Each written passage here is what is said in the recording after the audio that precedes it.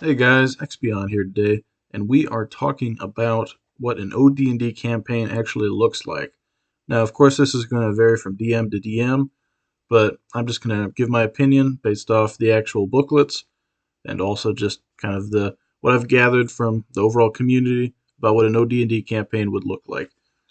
So, you would start out low level, you're nobody, you're just some guy, and you're dungeon crawling, and that's a really big thing, and that's like your party is spending a lot of time in the dungeons, and maybe you'd on average spend the first 4 to 6 levels. I guess there isn't really a standard, but anyway, you're in the dungeon. You're fighting monsters. You're dealing with traps. You're doing all these really cool things. You're accumulating a lot of gold because you need a lot of gold just to level up. So you're definitely going to be spending a lot of time in the dungeon. You're probably going to be building a bit of a team, not just the player characters, but you're probably going to have to hire retainers, people to help you carry all the gold, people to carry torches, and just people to help you fight. So you're kind of accumulating gold and treasure and magic items, building up your team, gaining levels, gaining experience and power. And the actual gameplay, from my understanding, is it's really unique. I mean, I think as a genre, but just even compared to modern D&D, where there's these dungeons with these traps. Many of them are creative, and the way the mechanics are, because they're kind of more minimal. Aren't really rules to just resolve traps and things like that. There's like this like back and forth dialogue of you know looking in specific places for traps or interacting with traps in a really novel way. And you have an item list, which with novel, interesting items like mirrors and 10-foot poles and all these things. And it's just DIY. It's kind of maybe a little bit subjective, but probably a lot more than a little subjective. But it's this really interesting back and forth kind of verbal escape room. I've heard it described kind of play style. And the degree to which that's prominent really depends on the DM. But there's just a really interesting, unique play style to it. It seems like the role playing side of things would be minimized at these low levels. I've heard of old timers saying that the first couple levels they wouldn't even name their character because they were so expendable and so likely to die. So it kind of seems like my impression is that you start out and you're not really too invested in this early level character. You're having them go through the dungeon, and you're just hoping that they'll survive. And if they don't, you just roll up a new one. And eventually, once you have some characters who have actually reached high enough level to kind of advance to the next stage of play, once you have those magic items and that gold and kind of that crew around you, those retainers, you sort of transition to another stage of play if you so desire. You might start kind of adventuring in the wilderness. Maybe you might look for a place to, at some point, build your own stronghold. That's probably far off, but you're in the wilderness, and kind of the way it's kind of interesting because the wilderness rules in OD&D, the amount of monsters that show up are very high. So you don't wander through the wilderness and roll up like 6 orcs. It's more often you'd roll up like 60. Like it's very high. It's very clearly meant for a larger scale of combat, probably with the chainmail combat rules. So I guess I don't know exactly how the transition would go, but I think there is a point. It's kind of a transition where once you have enough gold, once you have enough levels, once you have enough experience, enough seasoned men around you, you kind of start to have an army and to actually go out into the field and fight battles on a decent size scale. And I'm not talking about the epic battles that are in the thousands or the tens of thousands, but even just in like the close to 100 or low hundreds, which is still very large scale compared to what most people do in D&D. But there's kind of like this phase where you're fighting it out, you're duking it out with large groups of people, and you're trying to establish yourself in the land. And eventually, if you could kind of clear out an area, you could build a stronghold. You could also take one over, but I think it'd be cooler to build one.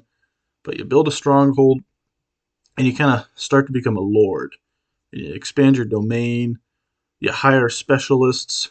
You buy boats if maybe you want to go raiding. Whatever. Really, it could be anything. But you You start to get people on your lands who work your lands in exchange for protection, and of course you skim some off the top. It's just total feudalism.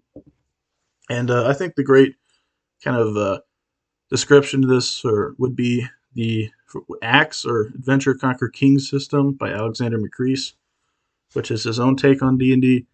But you start out as an adventurer. You're in the dungeons. You're just it's low level. It's gritty. It's grimy. You're just trying to survive. And once you have enough levels, once you have enough plot armor and gold and magic items, you become a proper adventurer, or sorry, conqueror. And you're trying to get land.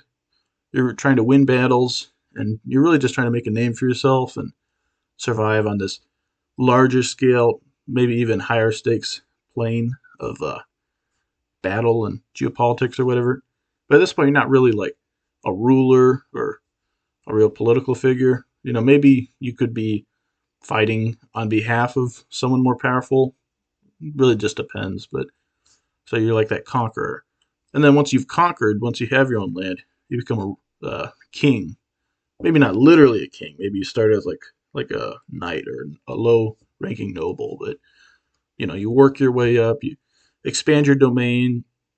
You're not just focused on battling, but you're also focused on levying taxes and protecting your lands and just sort of expanding. And in times of war, you'd levy a large group of men and you go to war. So this isn't exact. This is just kind of my understanding of what an OD&D campaign would really look like based off the rules. It does seem to be my understanding that it didn't take that long. Probably once OD&D left the kind of original war gamers from whence it came and kind of went to younger people or people who weren't in that scene, that I think it pretty quickly transitioned away from mass combat, wargaming, lordship, that type of thing, to adventuring, hopping across portals, becoming more powerful, becoming more super heroic. But neither is good or bad, I wouldn't say, but definitely a tone shift, even with just the supplements to OD&D, which is something you can really observe. And then the additions that came after, mass combat and these rules definitely minimized or went away entirely. But I think it's interesting. I do think there is an interesting game there. But so yeah, that's pretty much what I would say about kind of the OD&D lifespan. Of course, this is kind of a bit more fighter centric. Maybe the magic user would kind of be a companion to a fighter because a fighter is working up to be a baron. That's an actual thing in the rules. But maybe the magic user works up to have their own tower, and they're still powerful and influential in their own way. Maybe they could be like Saruman and be like a wizard lord, but maybe they could be more like Gandalf and a powerful, important person who goes between realms and has great influence, but doesn't directly rule or anything like that.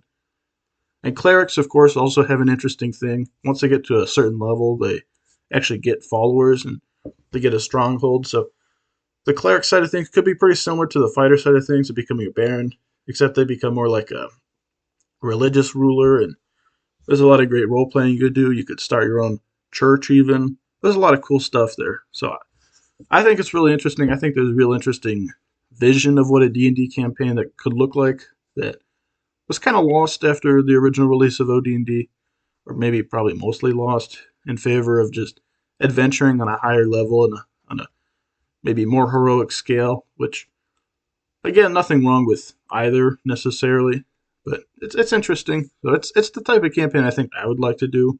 I think it would be cool.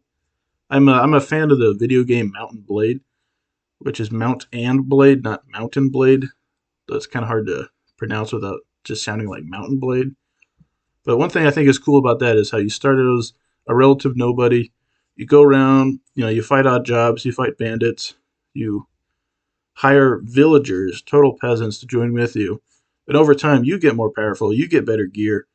But the villagers with you, they get more powerful. You can upgrade them to like militia, and then spearmen, and then eventually like knights and that type of thing.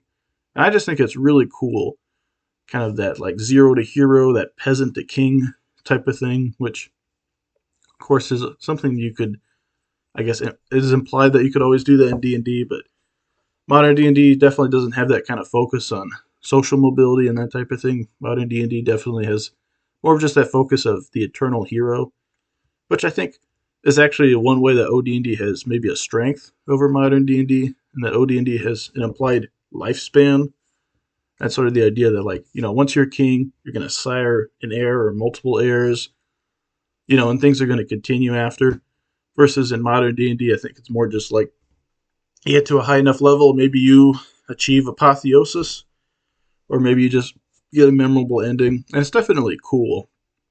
I'm not saying it's not cool to be a level 20 hero and become a demigod or anything like that, but there's also something cool about becoming a ruler.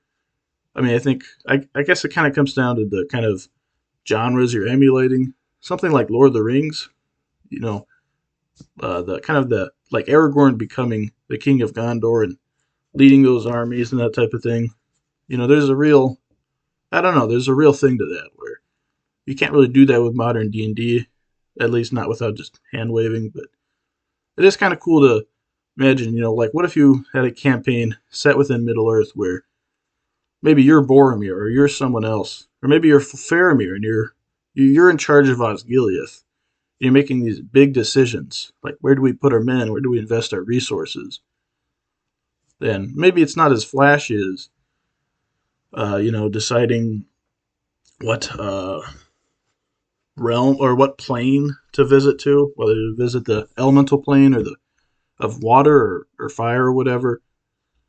And neither is good or bad, but I don't know. I think there's something cool about sort of like your character maturing beyond just being a solitary hero to becoming a greater figure. And I would imagine it probably makes the world feel a bit more real rather than just, you know, becoming basically immortal and invincible yourself, becoming the most powerful, but instead like gaining power and rank and status and wealth and whatnot, but still remaining immortal, who can't just, punch a dragon to death or, you know, fall 900 feet from a mountain and survive because you have enough hit points. But kind of the idea that like you still need the people below you. You still need the soldiers and the ranks and the systems and everything. So I guess it is a little bit different for wizards in OD&D and D and just in general, the whole quadratic wizard linear fighter thing. At a high enough wizard or at a high enough level, a wizard kind of is more godly, whereas a very high level fighter might be a baron or a king in control of armies, but they can't just summon the same kind of power. But that's just a thought. So let me know what you think. Thank you for watching, and as always, have a good one. And Ex-Peon.